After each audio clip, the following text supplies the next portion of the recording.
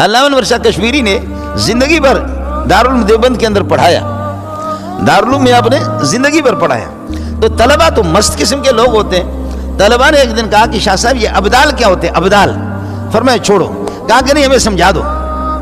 طالب علم ہے جو شیطانی میں آ جائے شرارت میں تو اونٹ کو اٹھا کر کے مسجد کے اوپر انہوں نے پہنچا دی. آپ نے کبھی دیکھا ہے کہ اونٹ کو بغیر کرین کے اٹھا کر کے مسجد کے اوپر؟ ہمارے پاس استاد پڑھاتا ہے سندھی ہے، اس سے تم پتہ کرو، اس کی گاؤں کا مسئلہ ہے. یہ گھوٹکی میں باقاعدہ ہوا.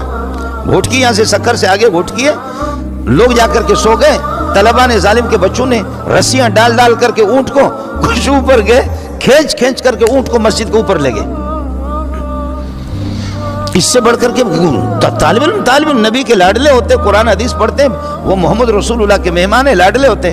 علامہ انور شاہ کشمیری زندگی بھر پڑھا رہا ہے، لیکن شاہ صاحب کو کہہ رہے ہیں کہ شاہ صاحب ابدال کیا ہوتے ہیں؟